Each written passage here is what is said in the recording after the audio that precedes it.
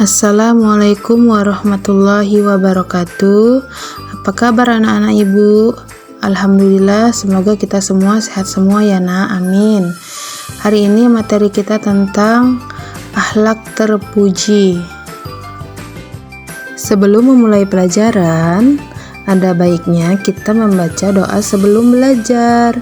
Yuk nak, tadahkan tangannya. A'udzu billahi minasyaitonir rajim. Bismillahirrahmanirrahim. Raditu billahi rabba wa bil islami dina wa bi Muhammadin nabiyya wa rasula. Rabbi zidni ilma warzuqni fahma wa amalan salihah. Amin. Doa selesai.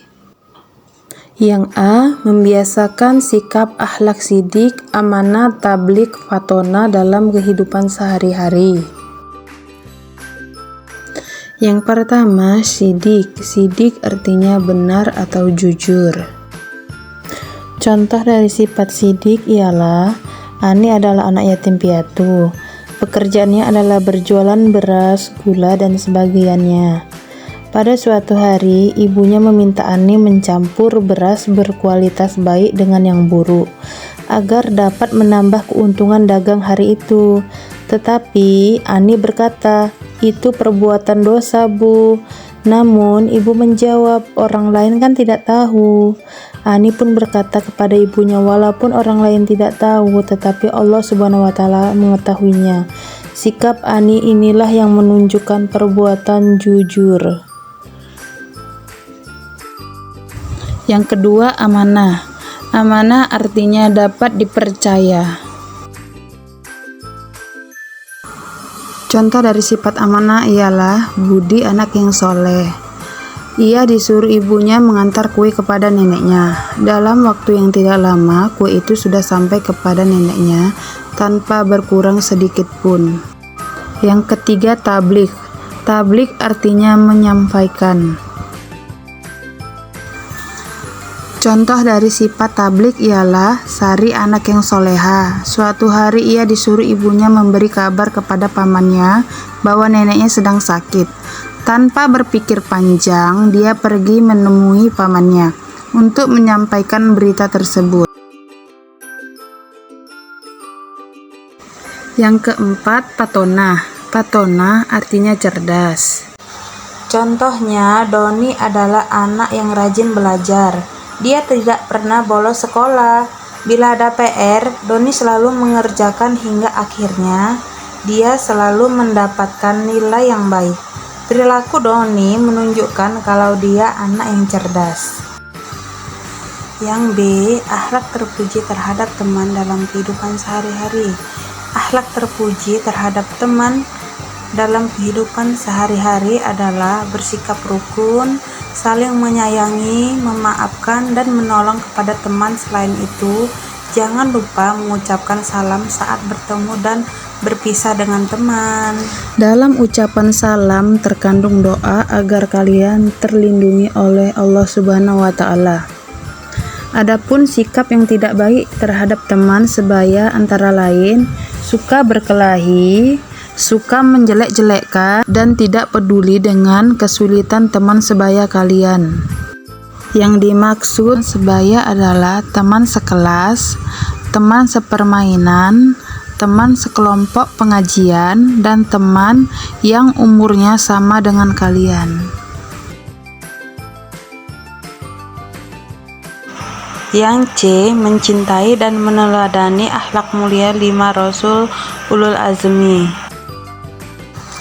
Pernahkah kalian mendengar para Rasul Ulul Azmi? Ada berapa Rasul Ulul Azmi? Arti Ulul Azmi adalah yang memiliki kemauan keras.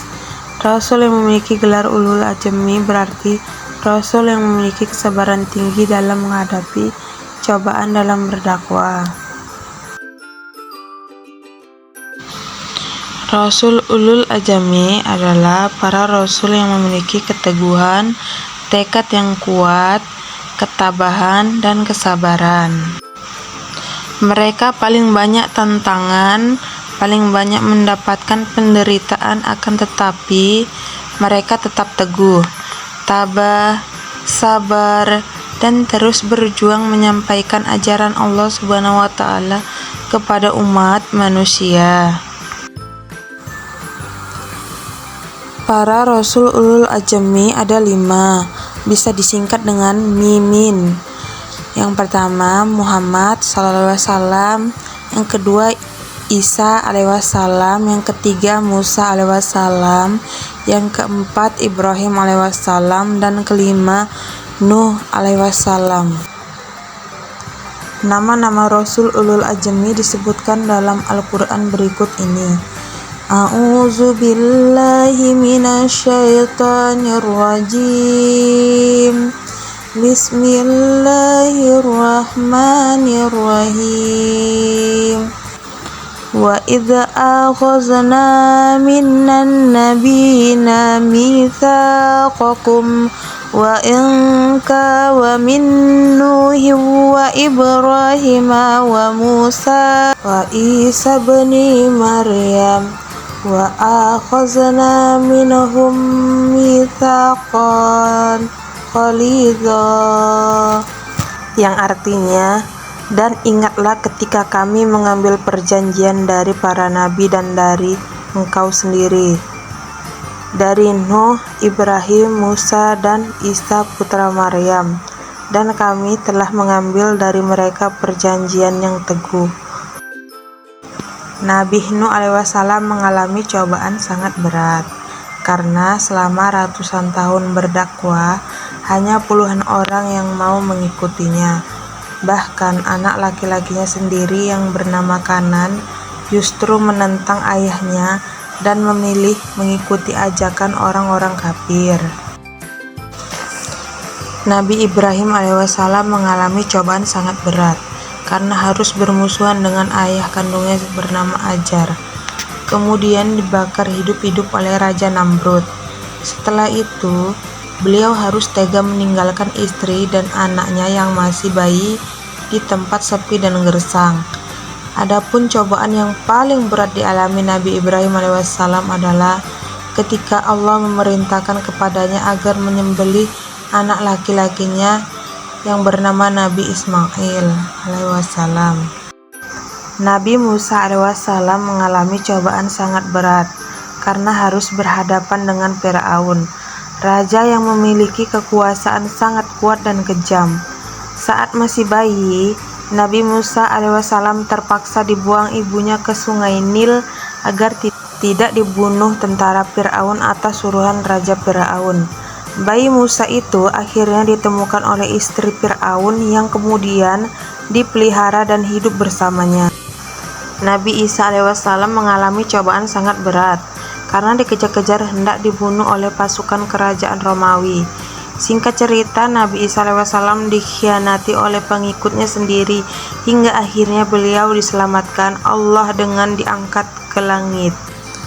Nabi Muhammad SAW mengalami cobaan sangat berat karena sejak dalam kandungan sudah menjadi yatim. Sejak kecil hidupnya menderita. Ibunya meninggal, diikuti kemudian kakeknya.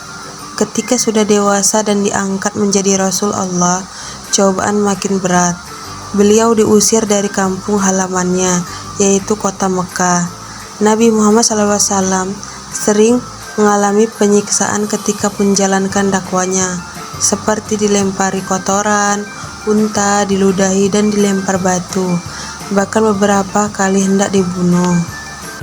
Cara meneladani sikap para Rasul ulul azmi yaitu dengan yang pertama teguh dan sabar dalam belajar. Yang kedua teguh dan sabar dalam beribadah. Yang ketiga teguh dan sabar dalam mengerjakan tugas-tugas soal. Yang keempat teguh dan sabar dalam mematuhi orang tua. Dan kelima teguh dan sabar dalam pergaulan. Yang keenam teguh dan sabar dalam mematuhi peraturan di rumah, di sekolah, dan tempat tinggal. Demikianlah video pembelajaran kita. Untuk itu marilah kita membaca doa sebelum belajar. Yuk nak, tadahkan tangannya. A'udzu billahi minasyaitonir rajim. Bismillahirrahmanirrahim. Allahumma inni astaudi'uka ma'alam tanihi farduthu ilayya inda hazati wala tansani ya rabbal alamin. Doa selesai.